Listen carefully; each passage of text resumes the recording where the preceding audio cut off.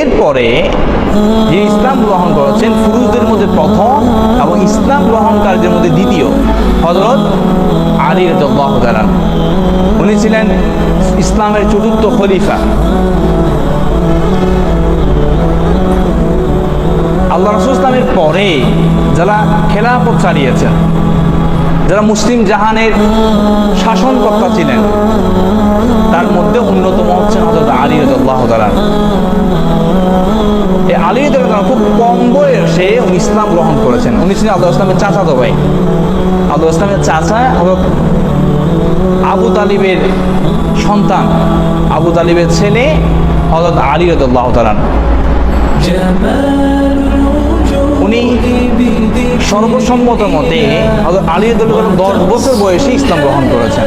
আরো অনেকগুলো বর্ণনা আছে, মত আছে 9 থেকে 11 বছরের মধ্যে এরকম মত পাওয়া যায় হযরত আলী রাদিয়াল্লাহু তাআলা ইসলাম গ্রহণ করেছেন। ইসলাম প্রতিষ্ঠার ক্ষেত্রে যুবক আলী রাদিয়াল্লাহু তাআলার কি ভূমিকা ছিল? হযরত আলী রাদিয়াল্লাহু তাআলা ইসলামের যতগুলো গুরুত্বপূর্ণ যুদ্ধ ছিল, প্রত্যেকটা যুদ্ধে হযরত আলী রাদিয়াল্লাহু তাআলা উনি অংশগ্রহণ করেছেন এবং আল্লাহ রাসূলের সঙ্গী সাথী ছিলেন খুব কঠিন মুহূর্তে, যখন মক্কার মধ্যে নির্যাতন চলছে মুসলিমদের উপরে। যখন আল্লাহ রাসূল ইসলাম মক্কা থেকে মদিনায় হিজরত করবেন, এমন মুহূর্তে, ওই কঠিন মুহূর্তে হযরত আলী রাদিয়াল্লাহু তাআলা আল্লাহ রাসূলের সেই হুজরার মধ্যে ছিলেন। জীবন বাজি রেখে জীবন চলে যাওয়ার ভয়েও উনি সেখানে আল্লাহ রাসূলের হুজরার মধ্যে ছিলেন। এভাবে করে হযরত আলী রাদিয়াল্লাহু তাআলাকে আসাদুল্লাহ বলা হয়, আল্লাহর তরবারি। উনি খুব সাহসী যোদ্ধা ছিলেন। উনি বদরের প্রান্তরে 17 মার্চ 624 খ্রিস্টাব্দে বীর যোদ্ধা হিসেবে উনি খ্যাতি অর্জন করেন। এরপরে যদি আমরা বলি হযরত মুসআব বিন উমাইর রাদিয়াল্লাহু তাআলা, হযরত মুসআব বিন উমাইর রাদিয়াল্লাহু তাআলার জীবনটা পুরোপুরি ভিন্ন। উনি প্রথম দিকে মুসলিম ছিলেন না। মক্কার মধ্যে মুসলিমদের উপরে অমানবিক নির্যাতন করা হচ্ছে। ইসলাম গ্রহণ যারা করেছে, যারা কালিমার ছায়াতলে এসেছে, তাদের উপর অমানবিক নির্যাতন করা হচ্ছে। হযরত মুসআব বিন উমাইর রাদিয়াল্লাহু তাআলা ছিলেন খুব প্রভাবশালী, ধনী, মক্কার মধ্যে সবচেয়ে প্রভাবশালীদের মধ্যে কয়েকজনের মধ্যে অন্যতম ছিল তার পরিবার।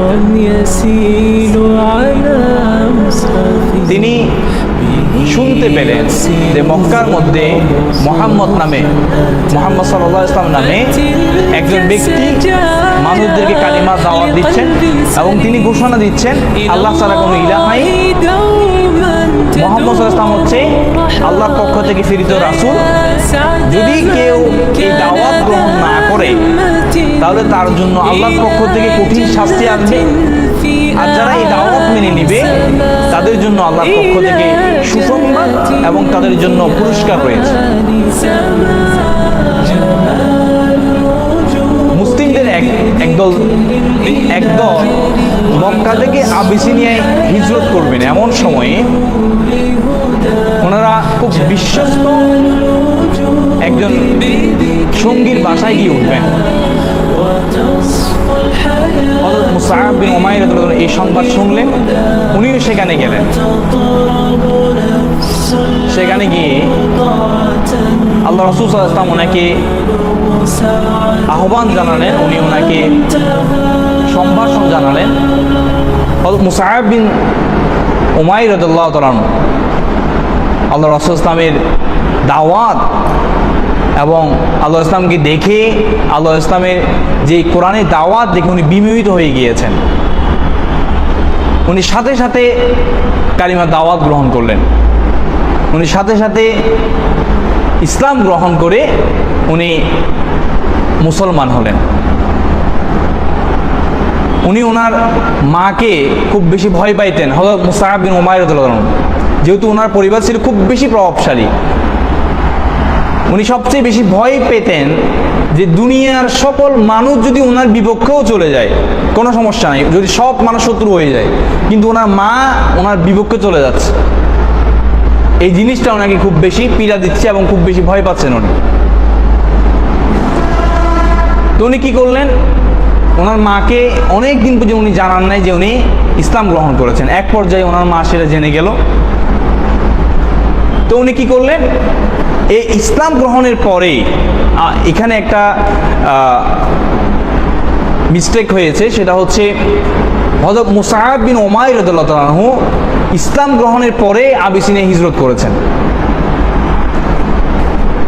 যখন মুসলিমদের উপর নির্যাতন করা হচ্ছে ঠিক সেই মুহূর্তে হযরত মুসআব বিন উমাইর রাদিয়াল্লাহু তাআলা আনহু উনি সেই কাফেলার সাথে উনি সঙ্গী হলেন। সবচেয়ে ওই জামানার দামি দামি পোশাক, খুব স্টাইলিশভাবে চলাফেরা করা, সবচেয়ে দামি জুতা ওই জামানা ছিল ইয়ামিনী জুতা।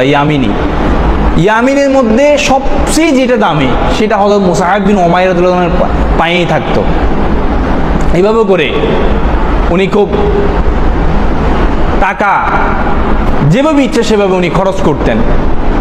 কিন্তু সেই মানুষটি, সেই সাহাবিটি, আল্লাহ রাসূল সাহাবিটি উনি ইসলাম গ্রহণ করার পরে সবগুলো সম্পদ ত্যাগ করে দিয়ে, সবগুলো বিসর্জন দিয়ে শুধুমাত্র কালিমার দাওয়াতকে গ্রহণ করে উনি ইসলাম গ্রহণ করেছেন।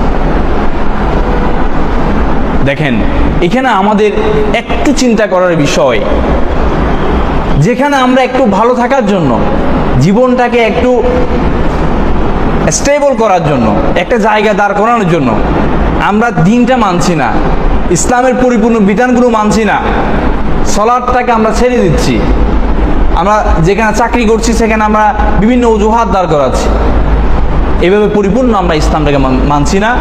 বিবাহের ক্ষেত্রে গিয়েও বিভিন্ন গান বাজনা বাদ্যযন্ত্রগুলো চলছে, তাহলে ইসলামটাকে আমরা পরিপূর্ণভাবে মানতে পারছি না। অথচ হযরত মুসআব বিন উমাইর রাদিয়াল্লাহু খুব প্রতিষ্ঠিত পরিবারের একজন সন্তান ছিলেন, ওনার কোনো কিছুর অভাব ছিল না, কমতি ছিল না।